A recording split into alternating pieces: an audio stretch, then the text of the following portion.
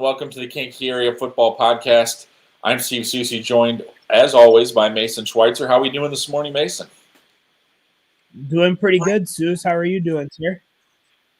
Just kind of getting ready for what will probably be a crazy Week 9. A lot of implications all around the state, and the Kankakee area is not alone in that situation in terms of who we may be pretty locked in, or at least fairly locked in on which teams from the area are going to get into the playoffs, but really important this week to get those Week 9 wins in to try to get yourself in a better seeding position. So we'll talk a little bit about that today, and then we'll talk about a little intriguing little option here that popped in on Week 9 that I don't think either one of us was expecting, to explain why that happened. So let's start, as we always do, with the city teams.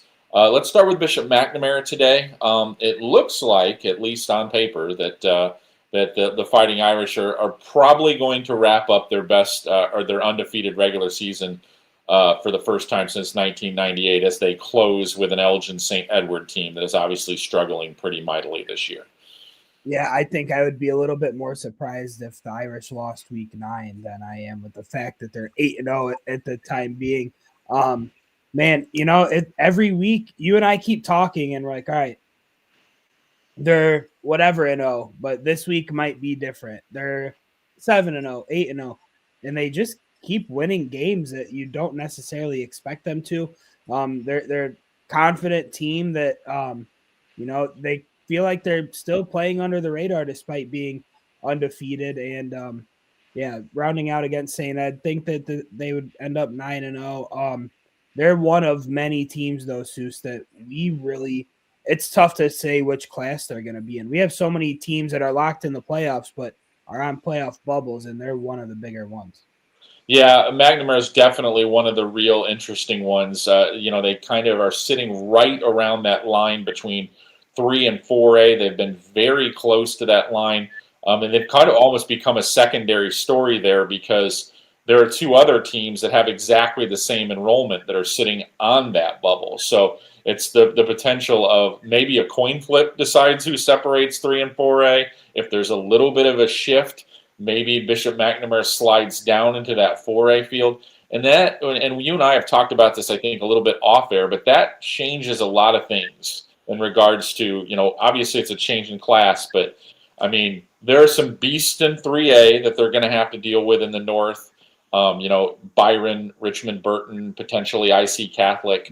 IC Catholic might be a potentially earlier round matchup than Bishop McNamara would like, but as far as that high seed group goes, but if they switch to 4, then it changes to an entirely different list of beasts. You've got Montini, you've got Morris. You've just got Coal City is another team. So, those are both Norths in 3 and 4A seem to have a lot of really good football teams. And wherever that Bishop McNamara team lands, they're going to be a high seed because, like we said, they're going to finish 9-0. 9-0 teams are put in the field first. So regardless of what happens here, unless Bloomington Central Catholic shifts back north, I think the Irish would be a 3 seed in either one of those two brackets based on their schedule. So that's what I think will happen, unless obviously one of those other undefeated teams were to lose. I don't think that's going to be Bishop McNamara, but I do think there's a chance that one of those other other teams from that undefeated group loses. So, an interesting situation for the Irish. Should be an opportunity for them to maybe play it a little safe this week. Get some guys some extra playing time that maybe don't get it against a St. Edward team that has really scuffled this year. So the Irish should be able to go into the postseason with a lot of postseason momentum, I would think. Yeah. And they'll be one. We're usually kind of that north-south cutoff line. This year, we're 1 through 6A. You're north. Early through 4A. And it's not exactly really close. Yeah. Moving on to the Kankakee K's, obviously this is kind of the regular season capper that I think maybe the K's have been looking forward to getting a chance to play for a while, with a lot of uncompetitive games over the last couple of weeks. Remains to be seen if Crete can give them a competitive game. I think maybe they will be able to, but I'm not entirely confident Kankakee might not run away with this one too. I'm kind of with you. It's really hard to especially in high school football, do triangular property comparisons. But you look on one hand, a few weeks ago, Kankakee got all over Bloom 48-0. And then last week, Crete-Monee struggled with them. It was a 52-51 game, and that was crazy to me to see. But I mean, at the end of the day, Crete-Monee's got a blue chip Division I running back in Jeremiah Stonewall. They have a Division I wideout in Dorian Patterson. They have one of the most prolific passers in the state in Darren Couch. So you've got to be ready to come to stop this offense. Luckily, that plays right into Kankakee's hands with their strong defense. And their own offense has been humming quite a bit. Philip Turner threw 3 touchdowns last week. He's been an absolute animal. Cedric Terrell, another game where he passes, catches, and runs a touchdown. And he had a kickoff return touchdown to boot. So I think the K's probably eventually get a little bit of separation. And they're gearing up for, man, I tell you what, Souce, they're going to end up in 5A. It looks like. I don't know if I want to see them if I'm in Class 5A. Well, yeah, the interesting thing about Kankakee in terms of where they end up in the bracket now is that, you look at them, they're 7-2 after those non-conference losses to Lincoln Way East and Nazareth. But the interesting thing about 5A is I think it's entirely possible there won't be any undefeated teams in the entire 5A draw. Wow. So Kankakee is slowly climbing up that seed chart now. They're moving into like a 3-4 seed type of situation. Because of the fact that they played those non-conference games that they lost. Because, they're going to get 16 points. Well, actually, if you include the normal community, they're going to get 24 points from 3 non-conference games, despite the fact that their regular conference schedule isn't going to provide a whole heck of a lot of points. That is a ton of points from your non-conference schedule. It's impossible to get more than 27. They're probably going to end up with 24 from their non-conference schedule. So that is an absolute, that's a lot. So that's more than some teams will get all season. Yep, that's correct. So you're looking at that situation. So they're going to get rewarded with a pretty high seed. I think it's going to be a 4 or a 5. And the important thing about that is that seems to be moving away from where East St. Louis is going to end up on the bracket, provided that they don't pull a major upset and beat IMG Academy and move up themselves. The odds of maybe Kankakee avoiding potentially, if they're able to advance, avoiding East St. Louis until the semifinal round seems like it's a possible scenario. So, I'm sorry, not East St. Louis. I'm sorry. The potential disaster teams in that thing. There's a possibility right there that they could have a very favorable bracket based on where they end up. So, we saw what? A favorable bracket, they made it to the state championship. They made it to the state final and lost to Fenwick in the championship game. So that is absolutely correct. So a good situation for Fenwick. For Kankakee. The reason that I got a little jumbled up in East St. Louis there is it's the next team that we're going to talk about. Bradley Bourbonnais closing with what I think is a somewhat interesting game. Bradley better not maybe fall into a trap here.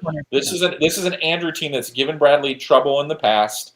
They're a good, solid team. They are playoff bound. It is not a game that they can look past, I would think. I'm with you. That rivalry is awesome. It's really underrated, but those two always put together a good game. They really, really, really go at it. And, Andrew's a tough team to prepare for. They run a lot of that double wing, but they can also throw the ball pretty well. And kind of those once they get into the playoffs, they could shock a team or two, I think, just because – in a 1 game situation, they're tough to prepare for. But Bradley Bourbonnais, as you kind of hinted at, looking like they're going to be in Class 6A, another one of our bubble schools. Just got to say, though, what a win for them last week to not only take down undefeated Lincoln Way West, but to do it by 3 scores. I've kind of been one of the bigger pom-pom waivers for the Boilers. And to be honest, I don't even think I saw them winning by 3 touchdowns at Lincoln Way East or West last week. Excuse me.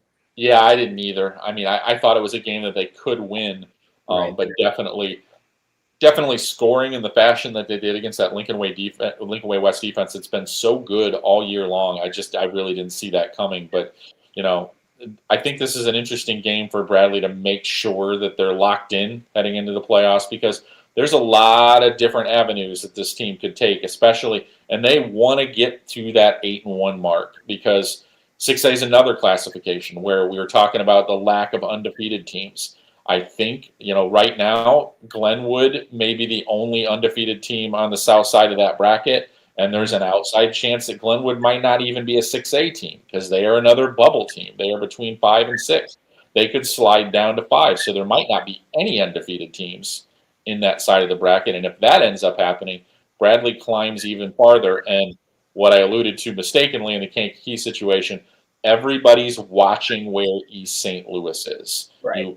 Obviously, there's a good reason for that. Right now, the projections that I have Bradley on one side of that bracket, East St. Louis on another. So that would be a potential. They would not have to see them if they both advanced until the semifinals. And that's the way Bradley would like it. And the best way to do it would be to win that game, get themselves in a situation where they're in that 8-1 pocket and not in that 7-2 pocket. Because if they get into that 7-2 pocket, I mean, second round game possibly. Yeah, it could be pretty easy. It could come pretty quick. It could be in the second round, I think, as early as that. So how close are they on that 6-7-8 bubble from what you're kind of gathering with what might happen this weekend? I think right now, I think Bradley's almost secure. I believe I have them 4 or 5 teams off of that line. So there have been some crazy week 9s in the past where there has been some movement, but I don't believe that teams have ever moved more than 2 or 3. So I think Bradley is pretty secure in their position in the 6A field. It really and for both of us, I know it's taken some getting our heads wrapped around that theory because for as long as Bradley's been in the playoffs, for as long as I can remember, you have to go all the way back to the six class system to talk about times when they weren't in 7A because obviously 7A didn't exist. That's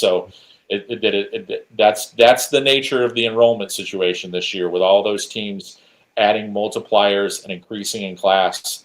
Bradley moving to 6A was kind of a natural progression that I thought might happen as soon as we got those new numbers. It's turning out to be reality. That's affecting a lot of programs out around the state that were not multiplied. Public schools in general, a lot of these bubble teams that you're used to being on the bubble are finding themselves in smaller classifications. That's across the board. That is not a new situation. So let's switch gears to the Vermilion Valley. Clifton Central trying to finish off an 8-1 season here in the regular season. A little bit of an interesting game for them to cap the regular season with a pretty solid Salt Fork team that I think, potentially could be a pretty good game for them. I think it could. I do need to, as we start the Clifton Central talk, give an apology to the Comets fans.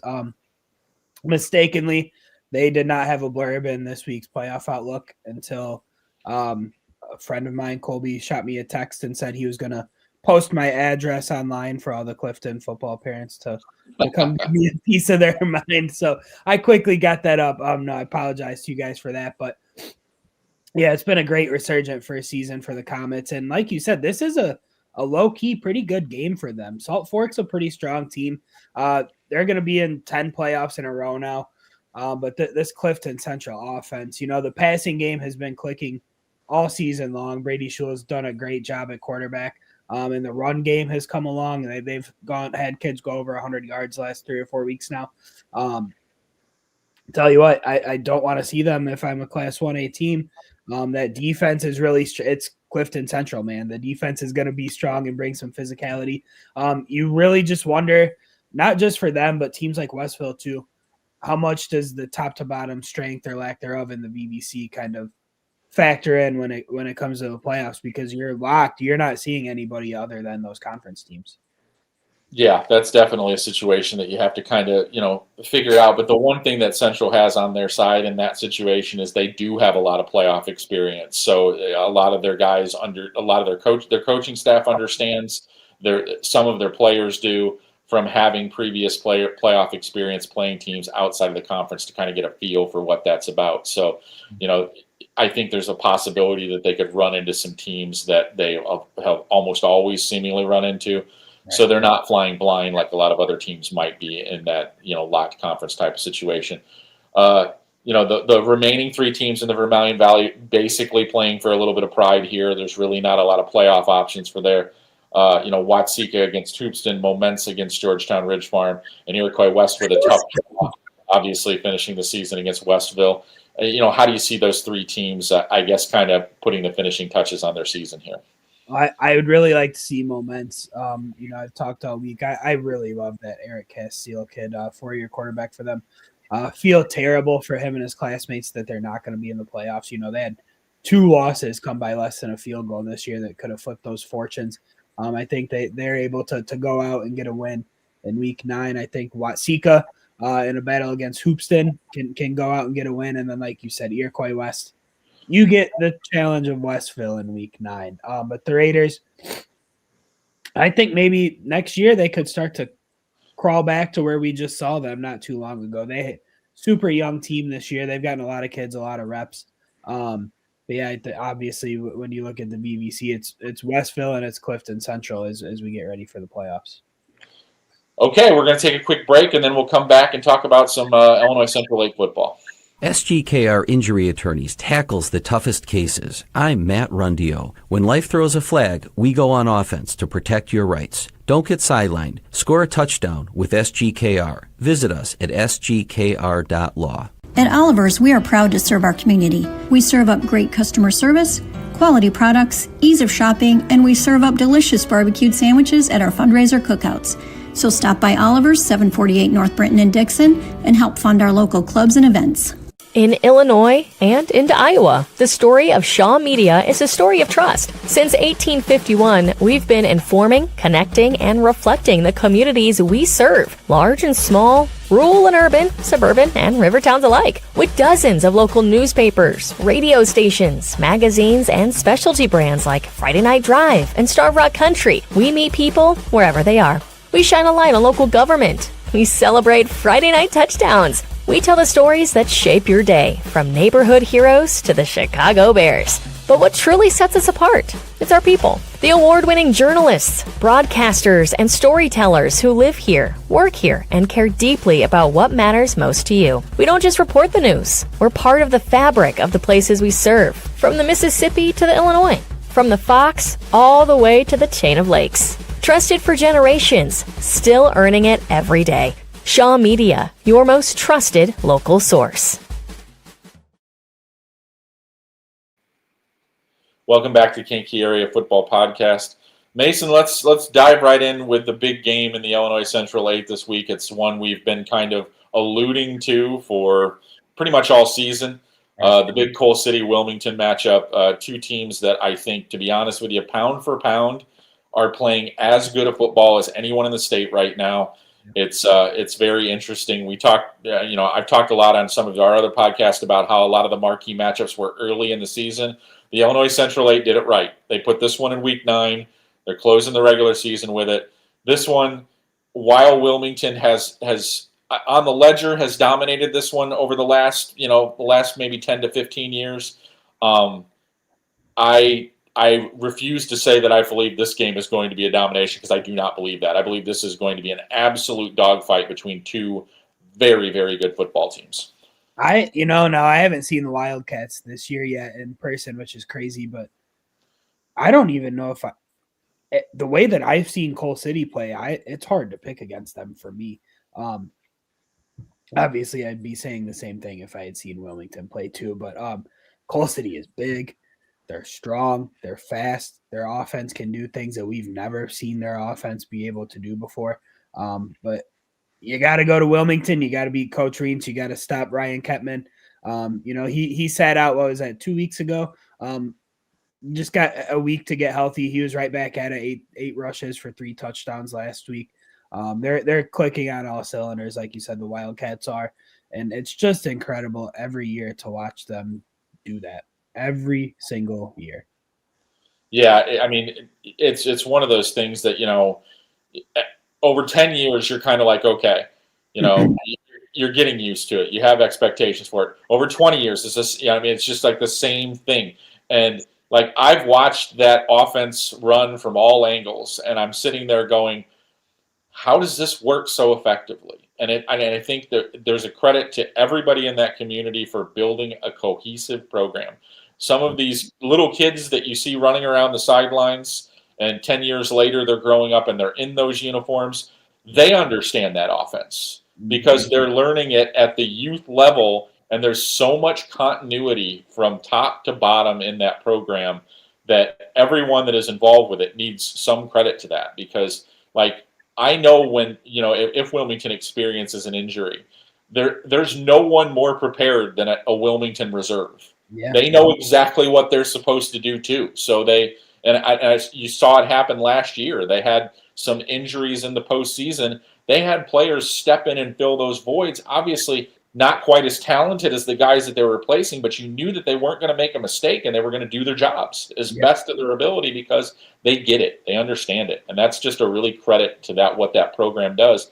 And this rivalry is just fascinating to me. I've probably witnessed in person darn near 20 of these games, and they almost always seem to be amazingly competitive football teams. I mean, there have been times when maybe one team had a significantly, edge in the talent market. They're still good football games, and programs care so much about it. There are guys that played in this rivalry 10 or 15 years ago. They don't talk about how deep they advanced in the playoffs. They talk about whether or not they beat the other team. I mean, that's what sticks out in their minds years and years later after the fact. So it's just a wonderful rivalry. I to be honest with you, I really wish I was attending it this year. I won't be, but I really wish I was. I just want to add, the last time Wilmington missed the playoffs, I was 3. Yeah. Now, look at the lack of hair period. That was a long time ago. Yeah. And we just keep on doing it year in, year out. And yeah, like you said, this rivalry, they both want state titles and they both have really good chances of playing for them this year. But I think that they'd trade, at least, I don't know about trade a ring. They'd for sure trade, I think, losing in a state championship to winning this rivalry game. I think it's pretty close. Well, there is one time where they both did reach a state championship in the past, and you want to hear a little bit funny about that.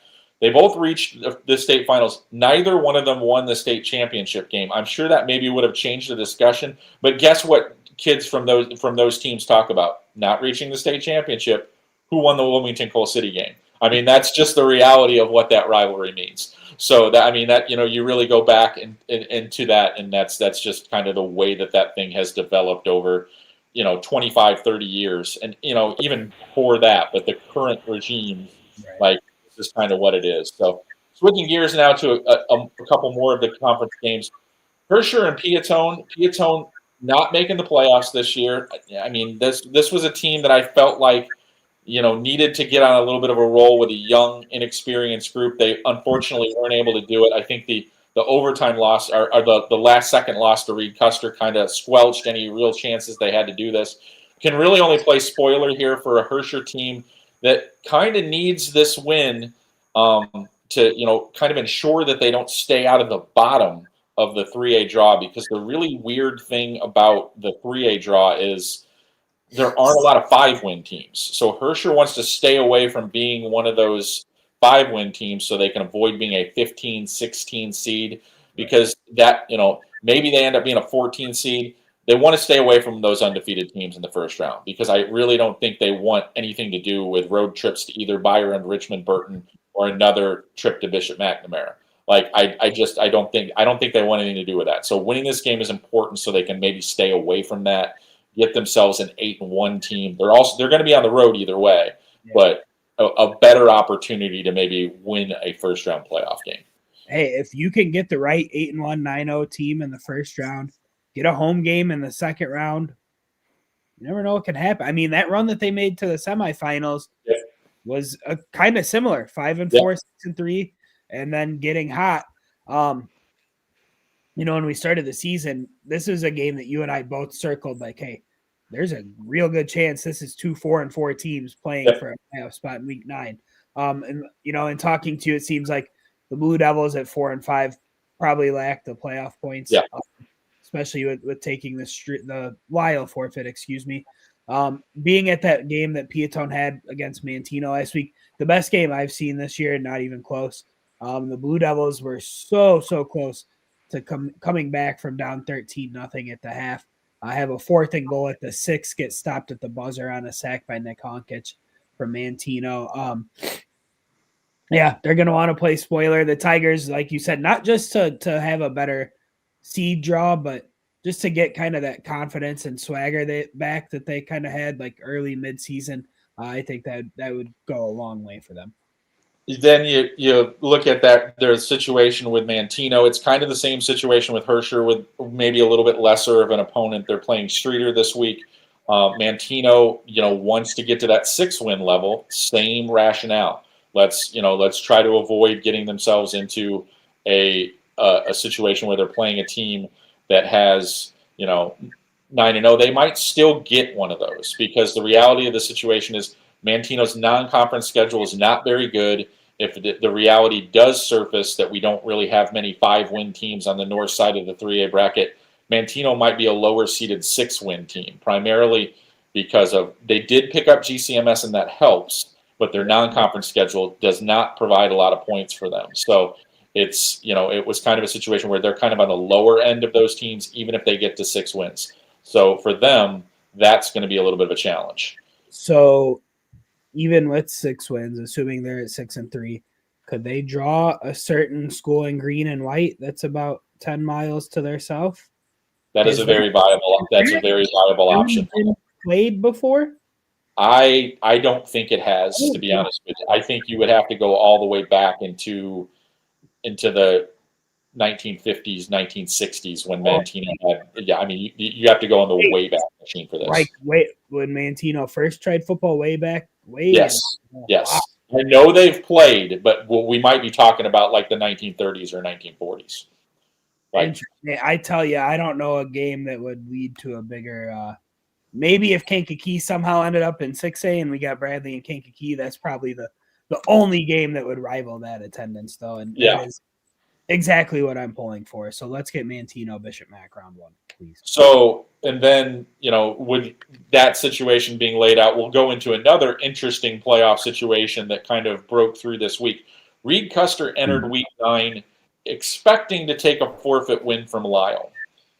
After some investigation and looking into this, Reed Custer discovered that if they picked up an opponent, defeated them with some playoff points, because with the Lisle game, they would get no playoff points. If they could find an opponent that they could potentially defeat, that had some playoff points and added them to their total, which, in fairness to Reed Custer, is pretty solid because their non-conference schedule included El Paso Gridley, who is likely going to go undefeated. And the conference schedule has produced enough to kind of get them on the periphery. So if they swapped out a 0-win team for, say, a 5 or a 6-win team, that would get them in the discussion if they were able to win that game 4-5, maybe get into the playoff field if they were able to win. They were able to schedule Noble Comer out of the Chicago Public League. Due to some forfeits in that league, there was a public league or 2 team available to play a game in week 9. Reed Custer scheduled Noble Comer. They were entering the week with 5 wins. Looked like they might get a 6 this weekend. They did not get it. So Reed Custer will add 5 playoff points to their equation. If they beat Noble Comer, they will finish 4-5. They will finish in the neighborhood of 45 to 46 points. That may get them in the discussion. Right now, my projection has teams at 4-5, 2 teams at 4-5 with 47 points getting into the field. So if some strange things were to happen on week 9, some teams get upset, Reed Custer would enter that conversation. It would be a lot better for them if they were at 46. It looks like they're going to end at 45. But in that situation, if they were able to get to 46 somehow, that would help a lot in the process. I don't think there's a path to 47, but, basically if that were to happen, then they might be squarely in that conversation. So I understand why they're doing this. If you're asking, will they be able to beat Noble Comer? I think they will. The public league team that they're playing is one of the weaker ones, even though they do have some wins against fellow public league teams.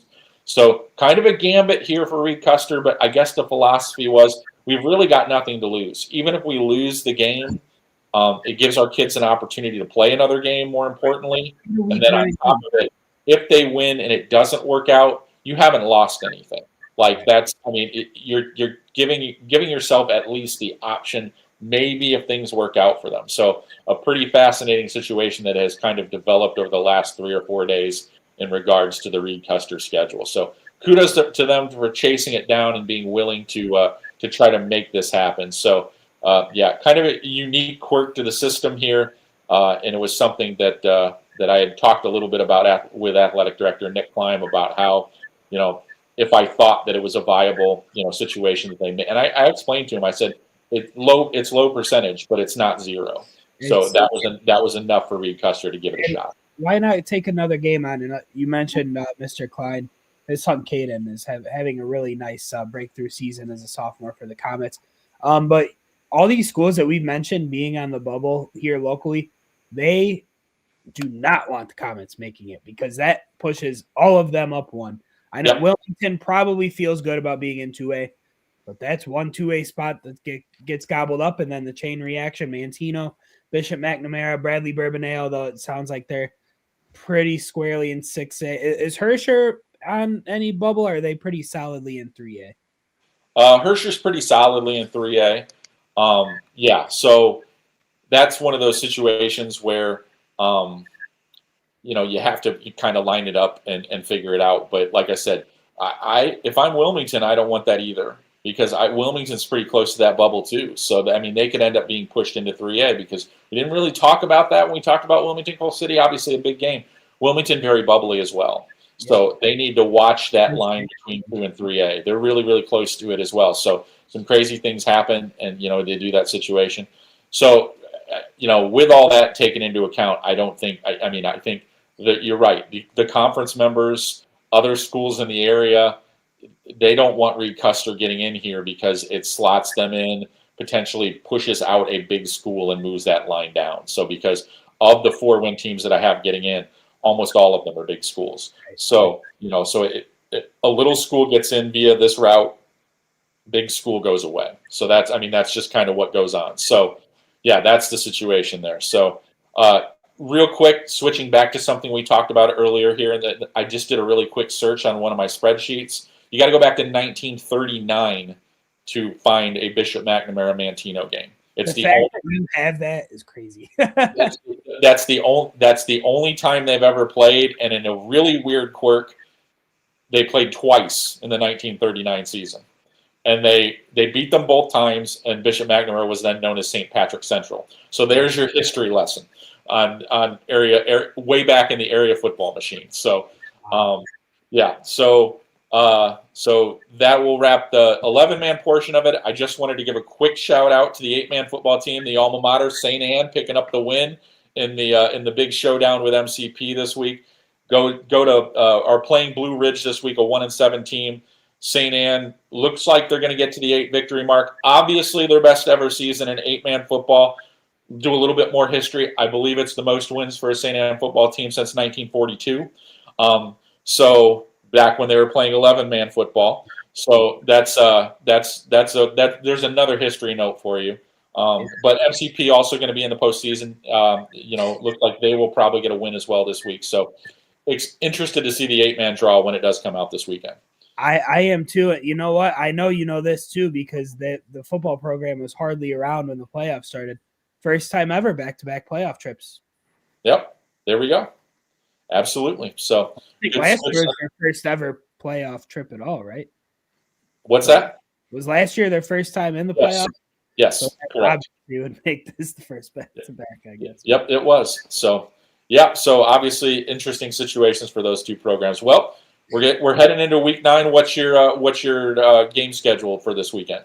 Well, I will finally be back at Kankakee, where I have not been since week 1, and where the K's have not been since week 1, except one other time. Only 3 home games this year, and a kind of weird scheduling quirk. So I think some of that might have had to do with the Southland. There were 2 schools that got turf last year, right? And so the schedules got kind of wonky with them running into the start of the school year. So the K's kind of paying the piper after having 6 home games last year. But we'll be back at that one. Adam will be at Coal City in Wilmington because, of course, we're not going to miss that one. And then Saturday we'll be eagerly awaiting to see what the scene's going to be looking like.